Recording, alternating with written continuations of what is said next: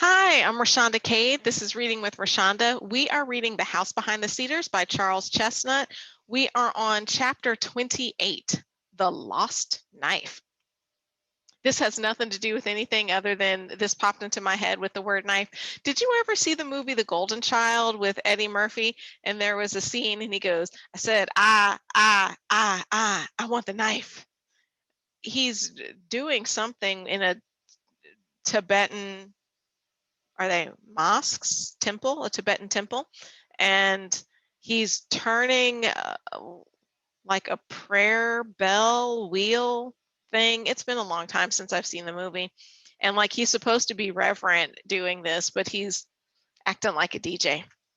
Anyway, back to Charles Chesnutt, chapter 28 of The House Behind the Cedars, The Lost Knife. Rena had found her task not a difficult one so far as discipline was concerned. Her pupils were of a docile race, and school to them had all the charm of novelty. The teacher commanded some awe because she was a stranger, and some perhaps because she was white. For the theory of blackness, as propounded by Plato, could not quite counterbalance in the young African mind the evidence of their own senses. I love that. It just straight up says she was white because we're going to believe what our eyes tell us. And if our eyes tell us she's white, she's white.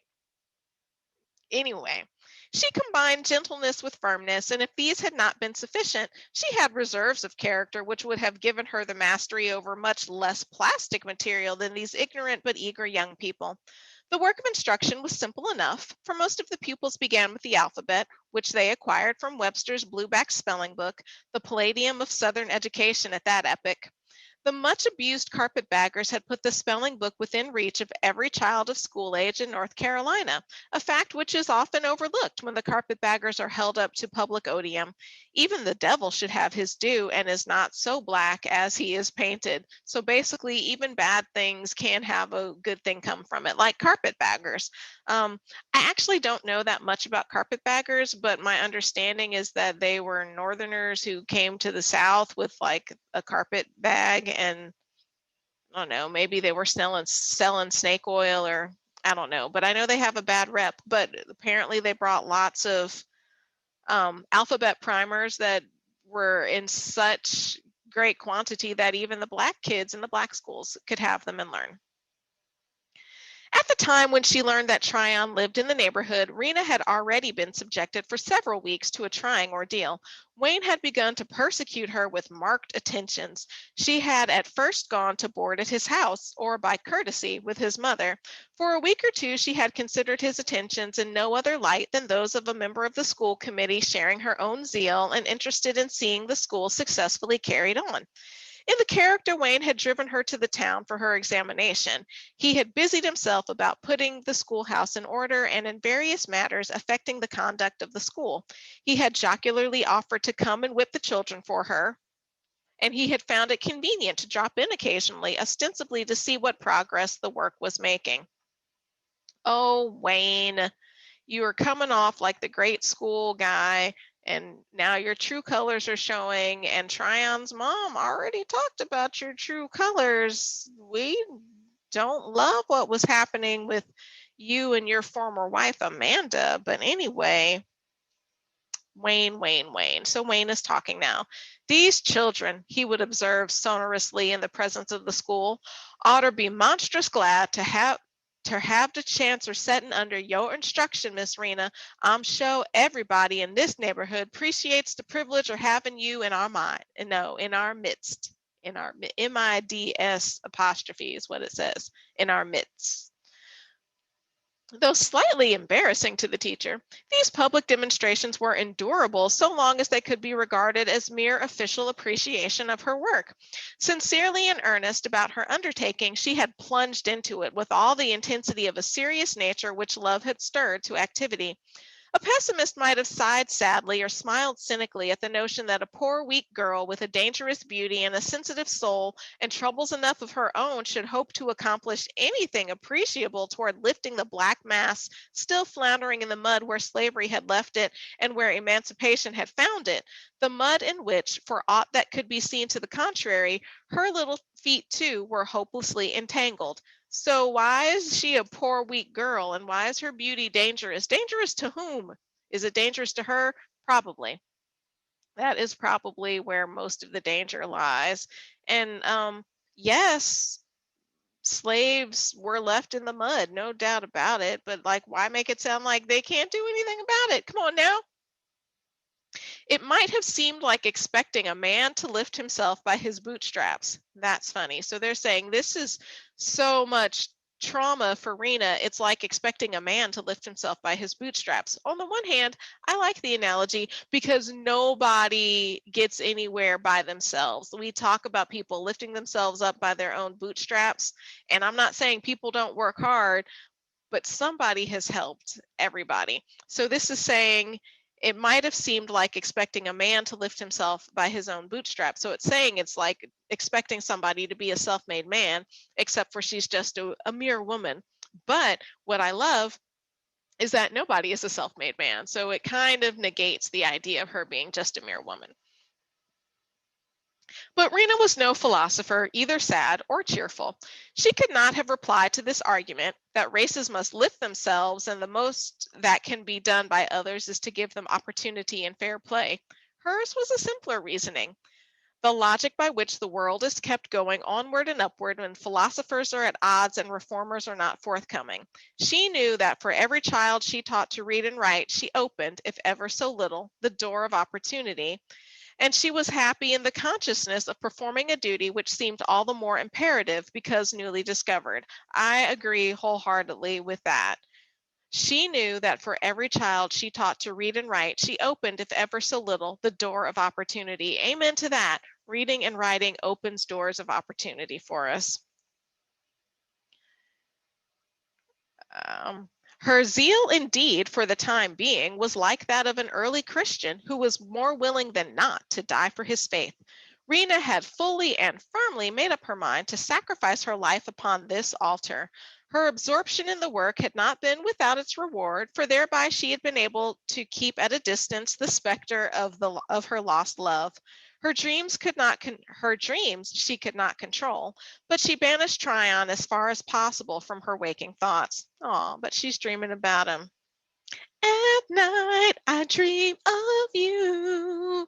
I want to be your lady, baby.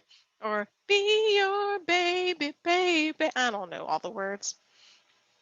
When Wayne's attentions became obviously personal, Rena's new Vestal instinct took alarm and she began to apprehend his character more clearly. She had long ago learned that his pretensions to wealth were a sham. He was nominal owner of a large plantation, it is true, but the land was worn out and mortgaged to the limit of its security value. His reputed droves of cattle and hogs had dwindled to a mere handful of lean and listless brutes. Man, not only does he not have droves of cattle and hogs, but the ones that he has are lean and listless. Her clear eye, when once set to take Wayne's measure, soon fathomed his shallow, selfish soul and detected, or at least divined, behind his mask of good nature, a lurking brutality which filled her with vague distrust, needing only occasion to develop into active apprehension, occasion which was not long wanting. Didn't we read about a mask last time, a few pages ago? Something about a mask, like a mask falling off. I'm struck by the idea of a mask. And that's kind of fun when you're reading the repeated motifs you see throughout. She avoided being alone with him at home by keeping carefully with the women of the house. If she were left alone, and they soon showed a tendency to leave her alone on any pretext whenever Wayne came near. Oh man, they're in on it. They're trying to get the two of them together alone. She would seek her own room and lock the door. She preferred not to offend Wayne. She was far away from home and in a measure in his power, but she dreaded his compliments and sickened at his smile. She was also compelled to hear his relations sing his praises. My son Jeff, old Mrs. Wayne would say, is the best man you ever seed. His first wife had the easiest time and the happiest time of every woman in this settlement. He's grieved He's grieved for her a long time, but I reckon he's getting over it. And the next woman what marries him will get a boxer pio gold. Get a maybe it's a box of pure gold. Will get a box of pure gold if I does say it as his own mammy. Rena had thought Wayne rather harsh with his household, except in her immediate presence. His mother and sister seemed more or less afraid of him, and the children often anxious to avoid him. One day he timed his visit to the schoolhouse so as to walk home with Rena through the woods. Mm, mm, mm. When she became aware of his purpose, she called to one of the children who was loitering behind the others. Wait a minute, Jenny. I'm going your way and you can walk along with me. Wayne with difficulty hid a scowl behind a smiling front. When they had gone a little distance along the road through the woods, he clapped his hand upon his pocket. I declare to goodness, he exclaimed, if I ain't dropped my pocket knife. I thought I felt something slip through that hole in my pocket just by the big pine stump in the schoolyard. Jenny, child, run back and hunt for my knife, and I'll give you 5 cents if you find it. Me and Miss Rena will walk on slow till you catches us.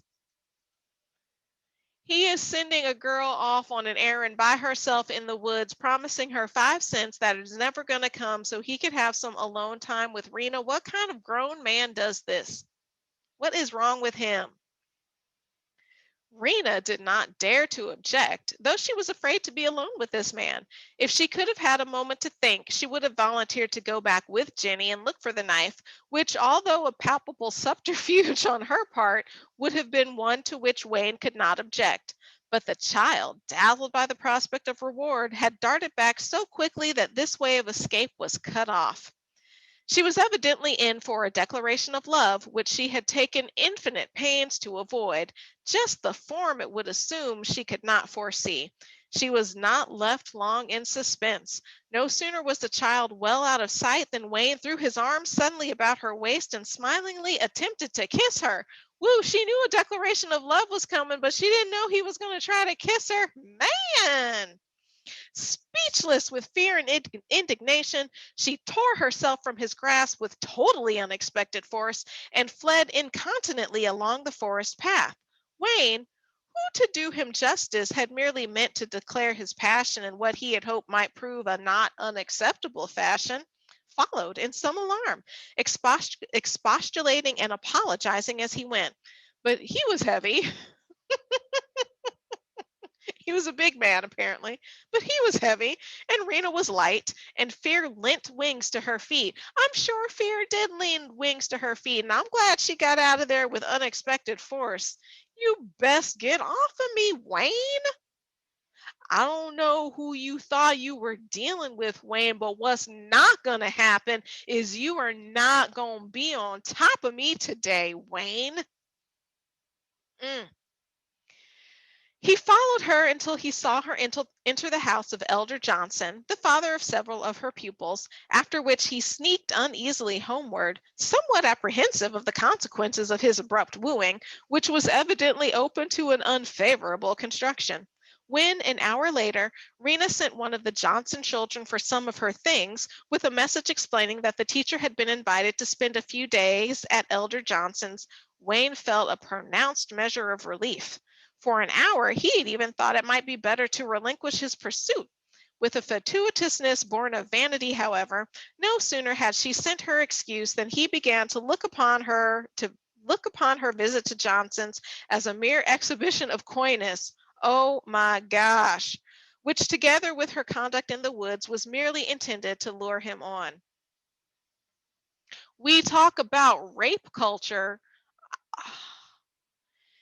She has done everything to avoid this man. She literally ran away from him, literally ran away from him. And he's like, she's just playing hard to get.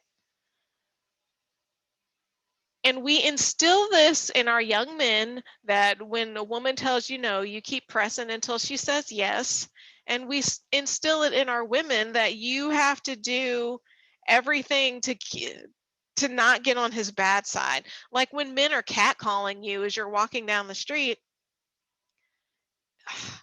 conventional wisdom and what I've told my daughter, and I don't know how I feel about it, but I was trying to be practical, is don't engage with them. Like, don't yell at them, because then they're just going to be mad and start cussing you and maybe follow you. I have had somebody follow me even though I didn't, like, oh, it was so scary.